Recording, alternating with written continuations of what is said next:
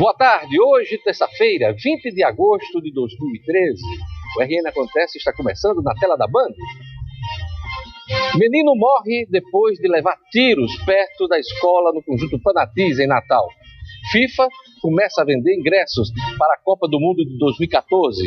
Segunda rodada de adesão ao programa Mais Médicos do governo federal já começou. O Supremo Tribunal Federal libera Rosalba para cortar super salários. O deputado estadual Kelps Lima, sem partido, é o nosso entrevistado nesta terça-feira. Ele propõe mudança na Constituição estadual para melhorar a eficiência da gestão pública no Rio Grande do Norte. Agora, no RN Acontece.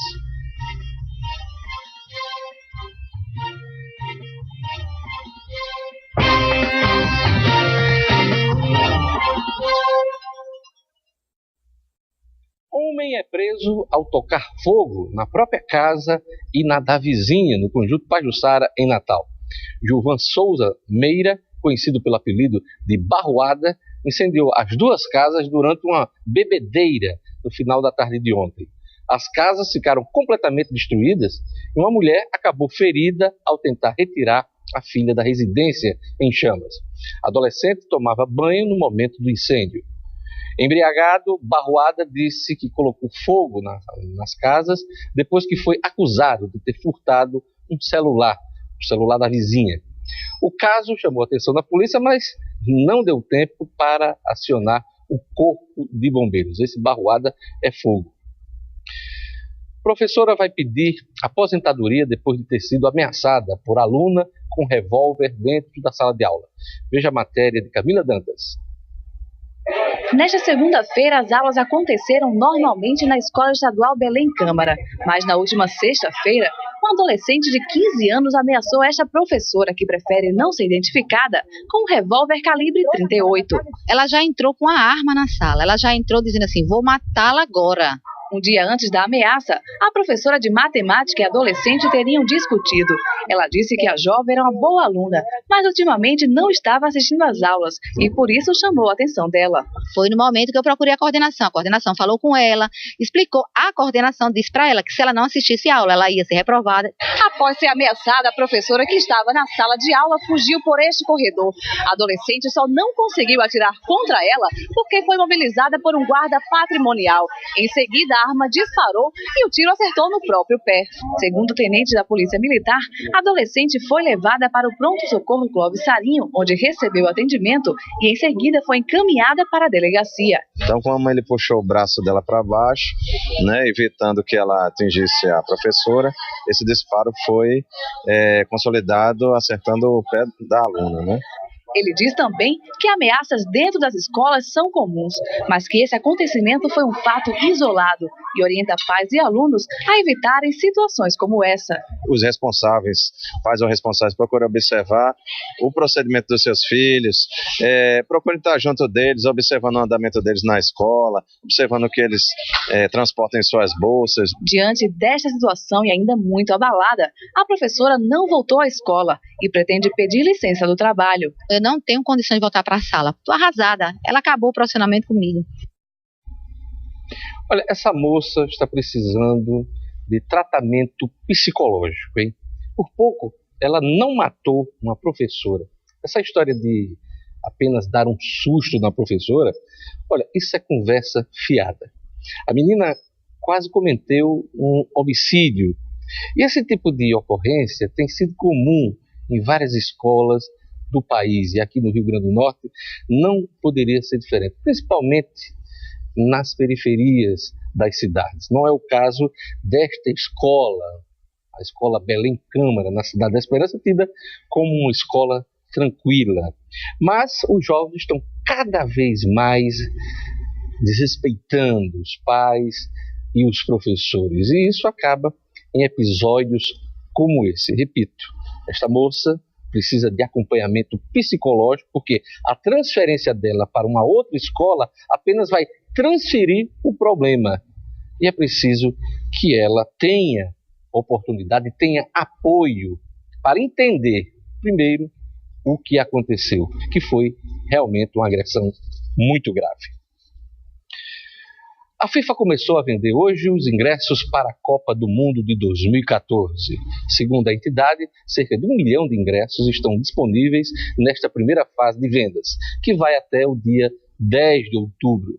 Desse total, 300 mil ingressos serão destinados exclusivamente aos brasileiros.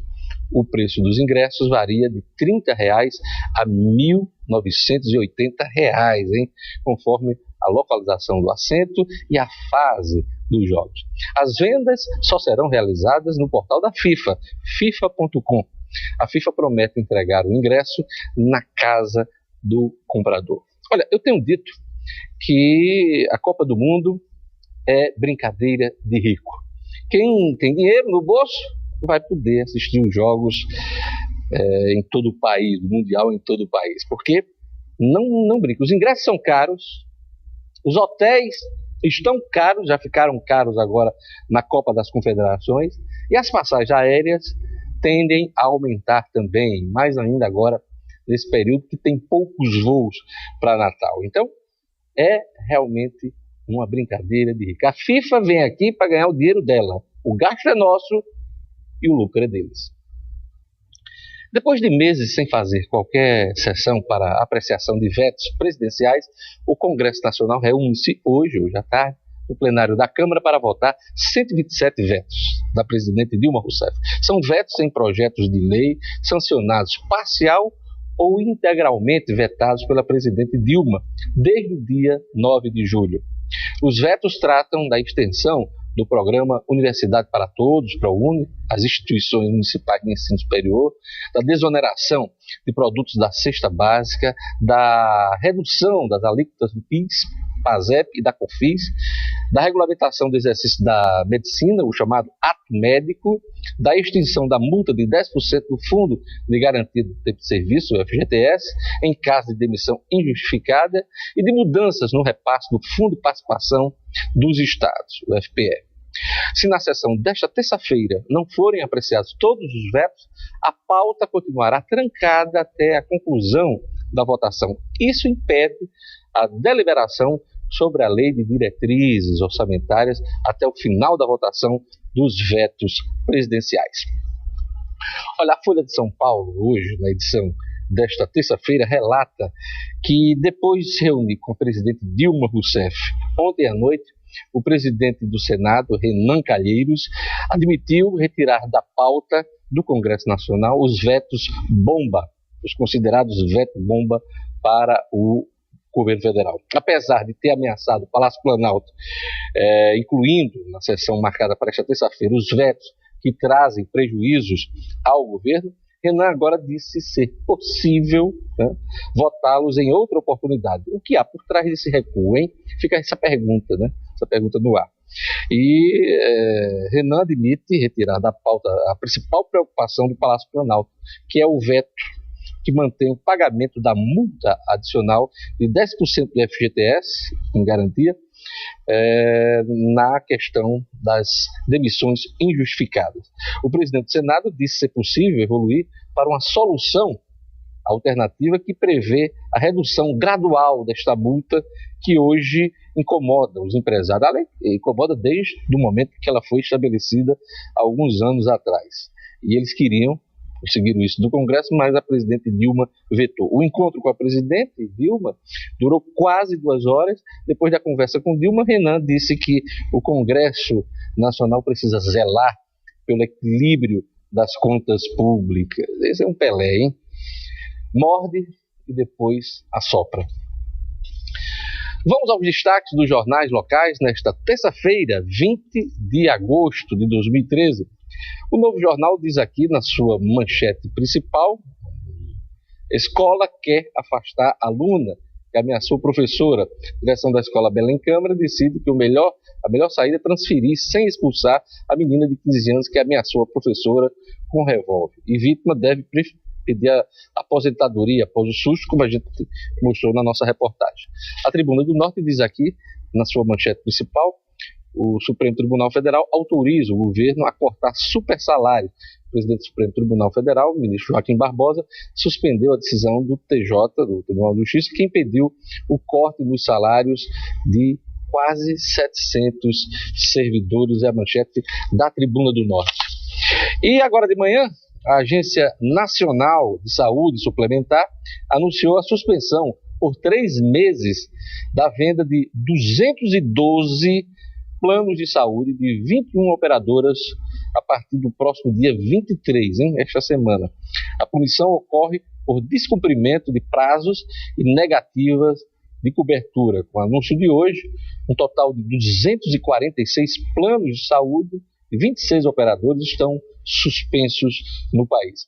Esse é o primeiro ciclo de avaliação no qual foram analisados itens relacionados à negativa de cobertura, como o rol de procedimentos, o período de carência, a rede de atendimento e o reembolso. Antes eram avaliados apenas itens como descumprimento de prazos para marcação de consultas, exames e cirurgias. E nesta terça-feira, 20 de agosto, o portal de notícias nominuto.com destaca quase 5.000 casos de dengue já foram confirmados no Rio Grande do Norte este ano. Apesar do alto índice, a Secretaria Estadual de Saúde registra uma redução no número em relação ao mesmo período do ano passado, quando foram registrados mais de 12.000 casos e 8 óbitos. Também é destaque no Minuto. Emater inicia nova etapa de municipalização do programa do leite. Dessa forma, fica sob a tutela da Emater o controle financeiro e administrativo do programa. Também é destaque no Minuto. O governo vai convocar 222 profissionais para o Hospital da Mulher, em Mossoró.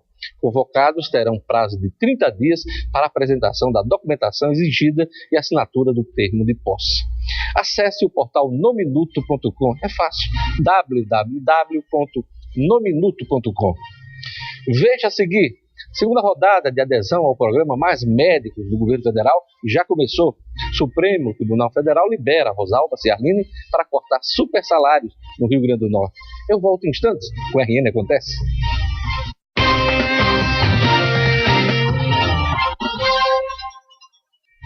O prefeito de Natal, Carlos Eduardo Alves, denunciou um perfil fake, falso, criado no Facebook para anunciar sua candidatura ao governo do estado nas eleições do próximo ano. O próprio Carlos Eduardo denunciou o perfil falso e disse que nunca autorizou o uso de sua imagem na página. De acordo com a assessoria do prefeito, ele espera que o material seja retirado do ar o mais rápido possível. A criação da página foi feita no último domingo. Então, logo foi ativado, o perfil adicionou várias contas de personalidades e jornalistas da cena local, dando a entender que se tratava de material de propaganda da candidatura. O perfil fake é governador Carlos Eduardo.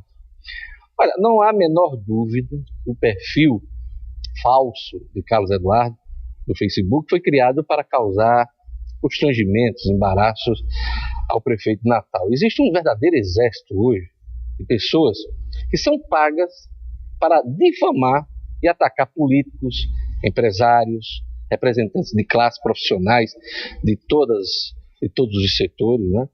De toda a ordem. Se eu não me engano, a Veja desta semana traz matéria sobre empresas que são contratadas por partidos políticos e até governos para espalhar aí boatos e difamar adversários políticos. Isso tem de ser combatido com rigor e tem de ser tratado do ponto de vista criminal, porque isso é um crime, sair difamando as pessoas e levantando falso, né? Então, Carlos Eduardo fez muito bem em reagir rapidamente a esse tipo de coisa. Agora, uma coisa é ele reagir a esse tipo de coisa, né, uma página já lançando a candidatura dele. A outra é a condição dele de cotado a candidato a governador. Isso o Carlos Eduardo não pode negar, porque qualquer analista político hoje, quem observa a cena, vê no prefeito Carlos Eduardo um potencial candidato às eleições. Se ele vai ser, é outra história, né? Se ele vai abraçar uma possível candidatura, é outra história, depende aí de discussões, debates entre os partidos e a vontade do próprio prefeito. Mas a condição de ser cotado para disputar as eleições do ano que vem. Isso Carlos Eduardo não pode evitar. O Supremo Tribunal Federal liberou a governadora Rosalba Ciarline para cortar os supersalários no Rio Grande do Norte. Mais detalhes com a repórter Gerlane Lima. O presidente do Supremo Tribunal Federal, o ministro Joaquim Barbosa, suspendeu ontem a decisão do Tribunal de Justiça do Rio Grande do Norte, que impedia o corte nos vencimentos de 687 servidores estaduais que recebem acima do teto. O Tribunal de Contas do Estado determinou em maio a redução no teto salarial dos servidores do Estado. Isso significa que os vencimentos não poderiam passar de R$25 mil, ou seja, o equivalente ao subsídio dos desembargadores do Tribunal de Justiça. Com a decisão do Supremo, o governo do estado pode aplicar o abate-teto em quem ganha acima de R$25.323,50. A governadora Rosalba Ciarline disse que vai cumprir a decisão do Supremo Tribunal Federal e que o corte dos supersalários já era para ter sido feito há muito tempo. Rosalba ganhou uma no STF, hein? O governo fala em economia da ordem de R$3,5 milhões. Em tempo de miserê nos cofres do governo, cada centavo economizado vale muito.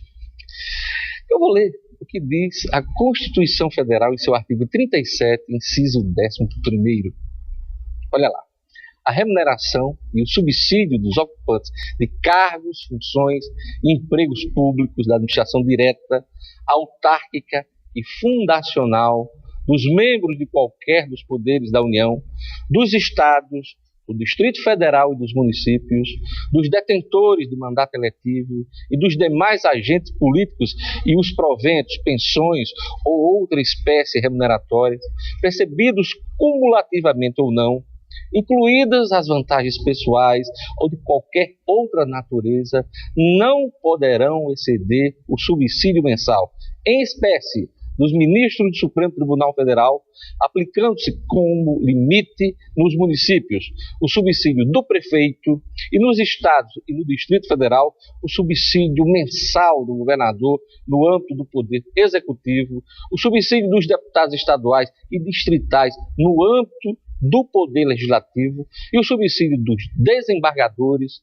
do Tribunal de Justiça, limitado a 90,25% do subsídio mensal em espécie dos ministros do Supremo Tribunal Federal, no âmbito do Poder Judiciário, aplicável este limite aos membros do Ministério Público, aos procuradores e aos defensores públicos.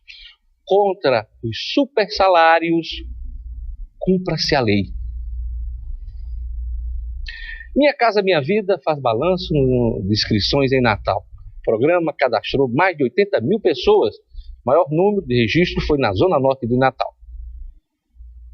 O cadastramento para o programa Minha Casa Minha Vida ocorreu de 10 de julho até o dia 9 de agosto. Segundo o secretário municipal de Habitação, Regularização Fundiária e Projetos Estruturantes, o programa teve mais de 80 mil inscritos, a maioria da Zona Norte de Natal. Tivemos 80.498 inscrições, um número superior às nossas expectativas. Nós trabalhávamos com uma meta da ordem de 70 mil inscritos e esses números distribuídos nas 4 zonas de Natal, onde pela internet foi aproximadamente 89% das inscrições e de forma presencial nas escolas em torno de 11%, onde a Zona Norte, com quase 34 mil inscrições, foi a zona que apresentou o maior número de inscritos. Segundo o secretário, 2 empreendimentos estão em fase de construção, um na Zona Norte de Natal e outro no Planalto, onde serão entregues 896 apartamentos até o final de novembro. 96 unidades do empreendimento Vivendas do Planalto, 330 serão destinadas sem sorteio para a erradicação dos assentamentos das favelas do Monte Celeste e 8 de outubro. A sobra dessas unidades, ou seja, quase 560 unidades, elas serão divididas em 4 bancos de dados, um banco de idosos, um banco de deficientes e 2 bancos em que há uma destinação de critérios que foram determinados pelo Ministério das Cidades e pela Secretaria de Habitação e pelo Conselho. Ainda segundo o secretário, o processo para montar os dossiês leva em torno de 2 meses e confirma ou não a necessidade da pessoa adquirir o imóvel. Nós temos a informação feito através do nosso plano de habitação, baseado no censo 2010, que ele é de 46 mil famílias que precisam de moradia, ou seja, esse número de inscritos está bem além. A gente sabe que tem pessoas aqui que não têm os requisitos, mas que fizeram as suas inscrições pela internet, e uma vez selecionadas, elas terão que comprovar todas as informações que prestaram quando da inscrição, e aquelas pessoas que não se enquadram no programa, obviamente que serão indiferidas. O financiamento do imóvel, que custa R$61 mil, será parcelado em 10 anos, com prestação mínima de R$25 até no máximo R$80. Essas prestações não têm reajuste, R$25 é a primeira até a última prestação do 10º ano, de forma que é um programa totalmente subsidiado pelo governo federal, da ordem quase superior a 90%. A segunda rodada de adesão ao programa Mais Médicos do governo federal começou desde as 8 horas da noite de ontem. As inscrições podem ser feitas até o dia 30 de agosto. Podem se inscrever profissionais formados no Brasil ou com diploma revalidado no país e médicos estrangeiros e formados no exterior. Nesta etapa foi aberto também prazo de adesão ao programa para municípios e para o Distrito Federal. As inscrições para o programa Mais Médicos podem ser feitas pela internet, no endereço eletrônico, anote aí, maismedicos.saude.gov.br. Vou repetir, maismedicos.saude.gov.br. Adolescente de 14 anos morre após ser baleado na porta da escola, no bairro Panatis. Isso aconteceu agora de manhã, na zona norte de Natal. Mais um caso de violência na capital potiguar. Na manhã desta terça-feira, um adolescente de 14 anos foi alvejado próximo à escola onde estudava, no bairro Potengi, zona norte de Natal. Os alunos queriam sair, a gente fiquei preocupado logo em controlar esses nossos alunos que estavam aqui dentro, para depois saber realmente o que teria acontecido, né? Quem era o alvo do disparo. O estudante estava indo em direção à escola quando foi abordado neste local por um homem sem camisa em uma bicicleta. Ele efetuou cerca de 3 disparos. Um deles atingiu o tórax e perfurou órgãos do adolescente. Yuran Clisma da Costa foi levado para o Hospital Santa Catarina por moradores da região e morreu pouco tempo depois. Aos policiais, a mãe do adolescente disse que ele pode ter sido vítima de represália, já que na semana passada, outro adolescente que estudava na mesma escola de Yuran foi assassinado. Para ela, o suspeito deve acreditar que o filho tem envolvimento nesse homicídio. Segundo o diretor da escola, o adolescente era aluno repetente e tinha dificuldade nos estudos. A questão externa dele eu não gostaria, eu nem posso comentar, que eu não sei a realidade dele lá fora. No momento dos disparos houve tumulto e os alunos ficaram apreensivos. Ele disse também que as aulas foram suspensas. De acordo com o Poder Judiciário do Rio Grande do Norte, 270 adolescentes foram mortos até junho deste ano, o que representa 83,59% do total de óbitos registrados na faixa etária de 14 a 21 anos ao longo de 2012. Ainda segundo as estatísticas, nos últimos 3 anos a prática de crimes contra adolescentes cresceu 300%. Conseguimos, com o apoio dos recursos que nós recebemos do governo do estado e do governo federal, instalar 25 câmeras e aqui dentro nós estamos observando, o movimento, o nosso trabalho, o dia a dia, e podemos ter uma certa segurança.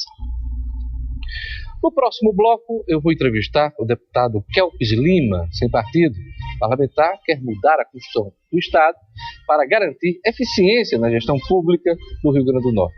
Eu volto em instantes.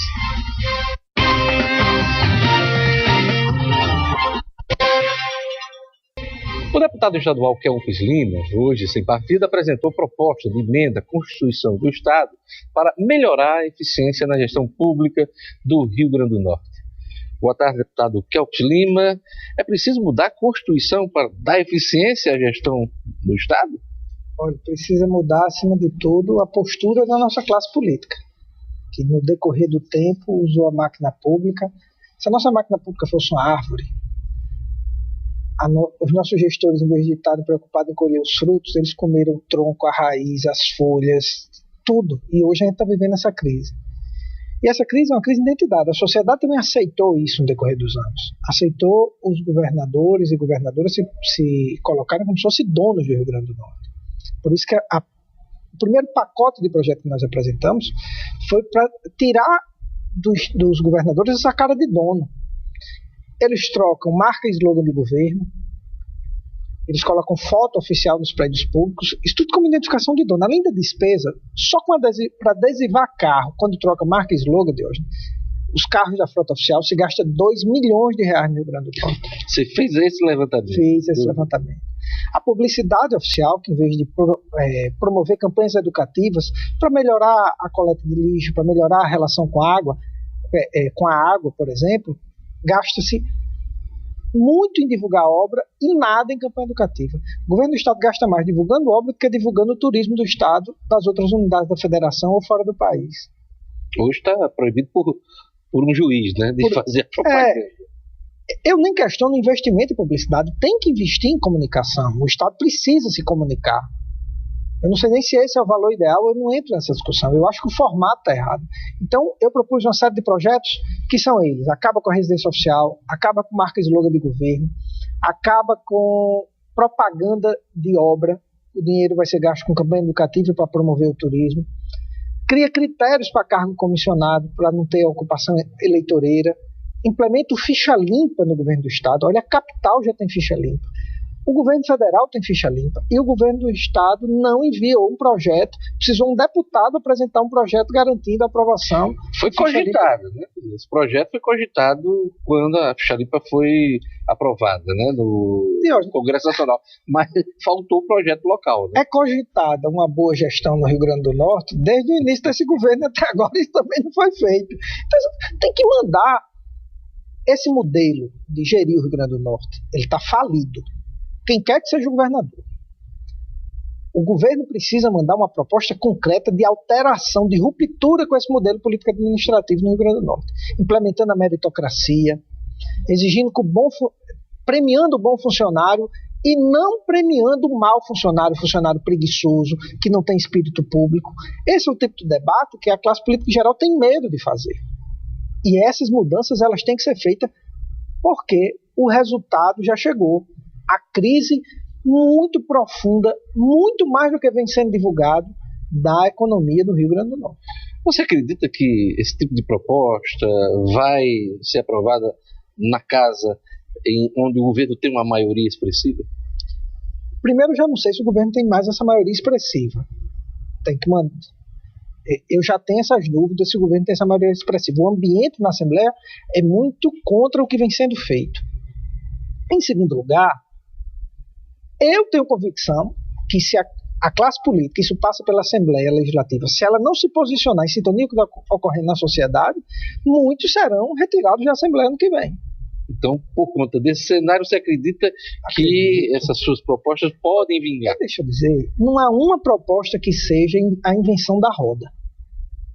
Se você para estudar um pouco os mecanismos modernos de gestão pública, se você anda nos estados que a gestão pública está funcionando bem, todos passam por isso. Agora, aqui há uma preparação especial, competente e efetiva para se ganhar a eleição. E ninguém lembra que depois que você ganha a eleição, você assume o poder. Me diga qual a ferramenta moderna de gestão que o atual governo vem fazendo. Retirando a PPP que foi feita na Arena das Dunas, o Estado não tem política de consórcio de municípios na Grande Natal para poder unificar a coleta de lixo, os procedimentos na saúde, o transporte público. Em governos passados, você tentou consórcio nessa questão do SAMU, na questão das ambulâncias. Isso. Né? Então, assim, você não vê mecanismos modernos de gestão sendo implementados. Agora, a culpa é só desse governo? Não. Eu acho que o atual governo acentuou, agravou os problemas, mas a culpa é do modelo que se esgotou, que faliu. A máquina pública não aguenta mais ser sugada, tragada, para resolver questões políticas eleitoreiras por parte da classe política do Estado. Eu queria detalhar mais essas suas propostas. A questão da Casa Oficial, por que cortar esse gasto, já que em governos, não só aqui do Brasil, mas de outros países, você tem a representação da Casa Oficial dos governantes? Vou lhe dizer 3 motivos. Primeiro, nós não temos aqui um palácio histórico que precisasse ser preservado. A gente tem uma casa mal posicionada, do ponto de vista da segurança interna, é um desastre. Assaltaram a agência do Banco do Brasil em frente à casa, os ladrões passaram um domingo inteiro lá e nenhum policial notou, apesar de ter um número enorme de policiais à disposição da residência oficial. Isso no Morro Branco? No Morro Branco. Então não há o aspecto histórico. Segundo, Se você for tirar exemplo dos outros estados, tire exemplo bom. A residência oficial é ruim em todos os estados do Brasil. A gente tem que esperar a ruindade acabar em todo canto para implementar aqui. E mais, o que é que eu tenho defendido? Porque eu acho que o problema é profundo e geral. O Estado precisa ser impessoal. A máquina pública precisa funcionar bem, independente da classe política. Até porque, geralmente, quando a classe política interfere na máquina pública, ela interfere para pior. E não há nada mais pessoal, mais íntimo do que sua residência. Então não faz sentido um Estado impessoal bancar a residência oficial de alguém. A despesa, eu acho isso menos relevante. Mas há de se considerar quase R$100 mil por mês para uma residência que moram 2 pessoas num estado paupérrimo como o Rio Grande do Norte. Mas o governante precisa não só do seu local de trabalho, do escritório, mas também precisa de locais para reuniões. Governadoria. Qual é? Eu sou político. Eu atendo dezenas de pessoas por dia. Eu não atendo na minha casa. Nenhum atendo. Não há nada que eu possa fazer, que eu não possa fazer do ponto de vista do trabalho, da minha profissão, tanto como advogado como homem público, que eu não posso fazer no meu escritório nem no meu gabinete. Não há nada. Não há o item, não. Isso aqui é impossível fazer na governadoria. Só dá para fazer na casa. Então não justifica. Outra proposta polêmica, mas importante, é a questão de reservar parte dos cargos comissionados do governo do Estado para os servidores de carreira. Explica para a gente qual é a ideia do deputado Kelkis Lima. Quem entende de serviço público, em linha geral, é servidor público. E o servidor público, a gente pede a reserva, não só a reserva, mas que ele esteja lotado no órgão há pelo menos 5 anos, para garantir a continuidade do serviço. O que acontece em linha geral no Rio Grande do Norte? Um governador assume o poder, loteia os cargos com seus apadrinhados políticos, a maioria mal qualificados, que estão lá porque é o prefeito que perdeu a eleição em tal município, é o filho do prefeito não sei de onde, que não sabem gerir a máquina pública e que tem coordenadoria, Diógenes, no governo do Estado, que envolve mais recursos e atende mais pessoas do que secretarias da capital. Então como é que você bota ali? Você faz uma troca meramente politiqueira para ocupar esse cargo? Eu acho legítimo que haja ocupação política. Um grupo político assume o poder e ele vai dar um norte, o caminho para o desenvolvimento do Estado. Mas o que é procurar é o seguinte: olha, você, partido tal, vai indicar o coordenador de políticas hídricas da Secretaria de Recursos Hídricos, você tem que me trazer um engenheiro com especialização em recursos hídricos. O cargo politicamente é seu, não é? Agora, esse governo passou 2 anos com um advogado, ocupando este cargo. Eu não estou questionando a competência dele como advogado. Eu tenho certeza que de engenharia hídrica ele não entende. Então, há de se ter essa diferença. Há de se exigir que as pessoas se qualifiquem em gestão pública, em áreas específicas. O secretário de Estado, não. Porque o secretário, ele é um cargo político, ele é que dá o caminho, o norte, o tom que o governo quer dar. E precisa de um Estado, de assessoramento. Isso. Agora, o assessoramento tem que ser todo técnico. E aí você tendo 50% de servidores públicos de carreira que já trabalham na secretaria, você garante o mínimo de tecnicidade lá. A nossa proposta ela é muito ínfima, diante do governo poderia propor, porque um deputado não pode dizer assim, cargo tal tem que ter tal critério objetivo. É proibido pela Constituição o deputado legislar sobre isso. Quem tinha que mandar esse pacote era o governo. O pacote, inclusive, pode ser muito maior e melhor do que o que eu apresentei. Enquanto o governo não apresenta, eu vou continuar com esse debate para a gente qualificar a gestão pública no Rio Grande do Norte. E a questão, eu queria que o senhor detalhasse mais a questão dos slogans, das marcas, o que é que o senhor pretende com isso? Acabar. A marca do governo passa a ser o brasão e não precisa de slogan. O slogan é o Estado do Rio Grande do Norte. Esse é o tipo da coisa que é assim, é de uma classe política atrasada que quer dizer que o Estado tem dono. É como se o povo fosse gado, que tem que ferrar de cada 4 em 4 anos dizendo que tem dono. Você, cidadão que está assistindo aqui, cara, competente jornalista Diógenes Dantas, o que você ganha, você, quando o governo do Estado bota uma marca nova, um slogan novo, ou fica enchendo a televisão de propaganda de obra? Nada. Mas é seu dinheiro para empurrá-lo. Então a gente tem que acabar isso, tem que valorizar os símbolos do Estado e deixar claro que o Estado é mais importante do que o governo e que a sociedade é mais importante do que a classe política. Além dessas propostas, o senhor está levantando a ideia de atualizar a Constituição do Estado. Por quê? Diógenes, se o governo do Estado hoje ou a Assembleia mandar imprimir as constituições para distribuir, 25% do que está escrito nela não vale mais. Isso tudo. 38 artigos da Constituição do Estado não tem mais nenhuma validade. A Constituição do Estado proíbe reeleição do governador. A Constituição do Estado do Rio Grande do Norte. Por que a Constituição Federal mudou? Tem mudanças desde 1993. Durante 20 anos, os deputados e os chefes de governo não tiveram cuidado de atualizar a Constituição do Rio Grande do Norte. A Constituição do Rio Grande do Norte hoje, 25% dela pode riscar, não vale nada. E essa atualização vai ser feita em blocos, se for feita? Vai ser feito em bloco. A gente vai apresentar uma emenda à Constituição, atualizando 38 artigos. Não vai ter nenhuma mudança no cotidiano do cidadão. Isso já é pacífico na casa? Eu estou levando aos deputados, e aí a gente vai poder ter uma Constituição que pode pelo menos ir para uma gráfica sem impressa, na certeza que o que está escrito ali vai estar valendo. Deputado Kelps Lima, agora a questão partidária. O senhor conseguiu a justa causa do Partido da República, e qual é o destino?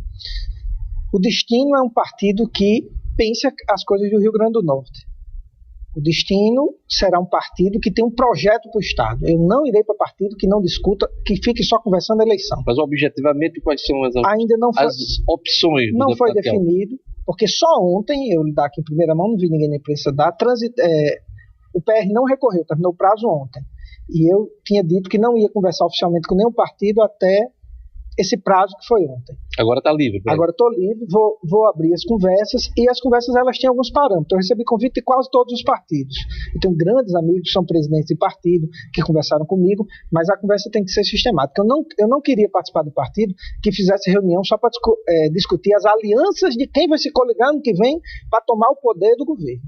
Eu quero um partido que eu sente e a gente discuta que soluções nós podemos apresentar para tirar o Rio Grande do Norte desse buraco. Mas fala se o senhor pode ir para o PP ou para a rede do partido aí. Isso, a rede, conversamos nacionalmente com a rede e localmente, mas a rede ainda está se constituindo e a gente está avançando nisso. O PP, Rafael Mota, que é o presidente estadual, vereador da capital, Rafael Mota, é meu amigo. Eu votei nele para vereador, sou muito amigo dele, e a gente tem conversado, e uma das opções é o Partido Progressista, sim. Deputado Kelps Lima, sem partido, por enquanto. Obrigado por sua entrevista ao RN Acontece aqui da Band. Eu que agradeço, Diógenes, e parabenizar. Estava fazendo falta um programa seu para nos brindar no horário pós-almoço. Você, Gedeiro. Obrigado, Kelps. Gente, o RN Acontece vai ficando por aqui, né? Assista a reprise do programa logo mais no portal nominuto.com, www.nominuto.com. Eu gostaria de mandar um abraço para o professor Felipe Maciel, da UNP, um abraço também para o Adilson Rodrigues, e um abraço para o Vilela Cid Natal. Turma que gosta de acompanhar o nosso noticiário. Obrigado pela audiência, eu espero você amanhã aqui na Band. Fique agora com Boa Tarde, Cidadão. Até amanhã.